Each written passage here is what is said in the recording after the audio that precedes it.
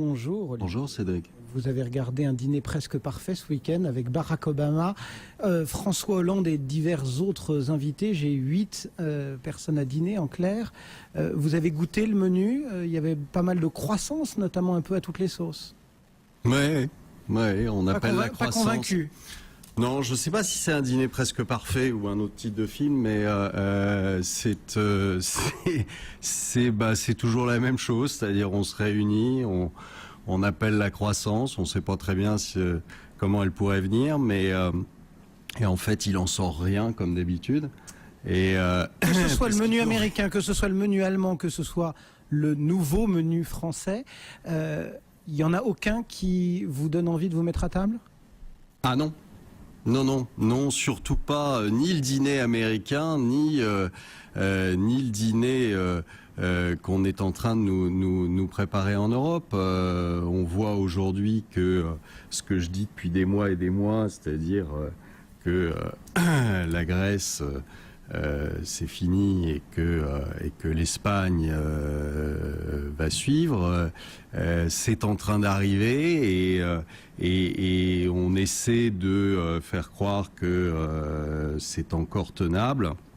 Ça ne l'est plus. Enfin, on a des déclarations qui se multiplient sur une sortie possible de la Grèce. Et je pense que ça se finira comme ça. On a l'impression que le dossier est économique, financier et politique. Que l'économie, on ne sait pas très bien. Politique. Que la finance, on nous dit que c'est réglé, que ça n'est maintenant plus qu'une question de service juridique, etc. Que les politiques savent pas encore très bien comment gérer le truc. Ils ont d'abord dit qu'on allait sortir, puis finalement ils se ravisent. Économiquement, est-ce que la question centrale, c'est celle-là, c'est celle de la survie de la zone euro? Est-ce qu'aujourd'hui la Grèce peut sortir et la zone euro? Moi, je pense que le meilleur moyen de faire survivre la zone euro, c'est de sortir la Grèce. Quand vous avez une jambe qui est gangrénée, faut la couper, parce que sinon c'est le bonhomme qui y passe. Donc je pense que c'est la seule condition de la survie, c'est à un moment ou à un autre de prendre ses responsabilités et de ne pas vivre dans cette espèce d'illusion politique qui est on a fait l'Europe avec la Grèce restera dedans jusqu'au bout, même quel que soit le coût, quel que soit là, on voit qu'on a cette espèce de... Ils n'ont aucune solution. Alors, ils cherchent à colmater à droite, à gauche. On met un sac de sable parce qu'il y a une fuite et puis on en met un autre à côté parce que ça a sauté.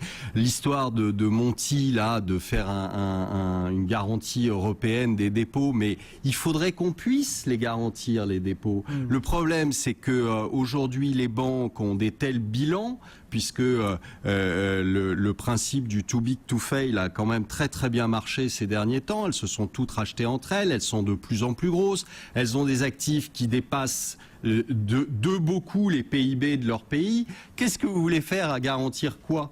Avec quoi? Avec quel argent vous allez le garantir? Vous parliez de la recette de Monti, décidément on fait de la cuisine ce matin tous les deux, mais il y a d'autres éventualités. Nicolas Dos tout à l'heure nous parlait d'une solution ébauché par la Deutsche Bank qui consisterait à introduire un G-euro en Grèce comme une deuxième monnaie interne au pays qui vaudrait 50% de l'euro et qui lui permettrait indexé sur le sol primaire. Enfin, allons jusqu'au bout des choses, sortons la Grèce de l'euro et elle récupère sa drachme et arrêtons de chercher. Et tant qu'on n'aura pas tranché, les marchés resteront suspendus à tout ça? Mais oui, comment voulez-vous qu'ils fassent autrement les marchés? Ils ont déjà bien corrigé, vous aviez annoncé la correction, elle a eu... Oui, elle a eu lieu en partie, mais on est loin d'avoir tout pricé. Et aux États-Unis, on est encore plus loin d'avoir tout pricé. On est très en retard. L'indice américain, il n'a rien à faire à 1300. Rien.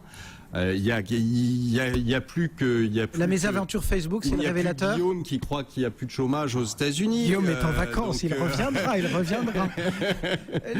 Facebook, c'est le révélateur. Facebook, c'est une énorme escroquerie. Enfin, je veux dire, vous introduisez pas ça à 100 milliards de dollars. Enfin, c'est ridicule. Il y a des petits jeux sur certains sites qui disent qu'est-ce que ça vaudra dans 6 mois. Mais ça vaut $200, $50, mais $100. non, mais ça vaut franchement Facebook, ça vaut 20% de ce que ça a été introduit. C'est ridicule. C'est totalement ridicule. C'est un attrape-pigeon comme il y en a eu beaucoup, mais ça marche encore. Grandes heures de la net économie. Très bien, parfait. Bon. Ça a donné des commissions à tous les banquiers, ils sont contents. On a fait une belle introduction. Voilà, enfin on le voyait bien. Je veux dire, un prix qui n'arrête pas de monter tous les jours et des actionnaires qui s'empressent de donner leurs titres. On sait comment ça se termine. Bon, ben voilà. Donc il y a eu des différentes évaluations qui ont donné certains chiffres qui étaient très très très en dessous de ce qui a été introduit. Je pense en effet que ça vaut pas tripette. Et là, on est parti sur des évaluations et des anticipations qui sont délirantes. Un peu, c'est 2000, hein. C'est pareil. C'est comme ce qui s'est passé en 2000. Olivier Delamarche, au cœur d'Intégral Bourse. Merci Olivier, à la semaine prochaine.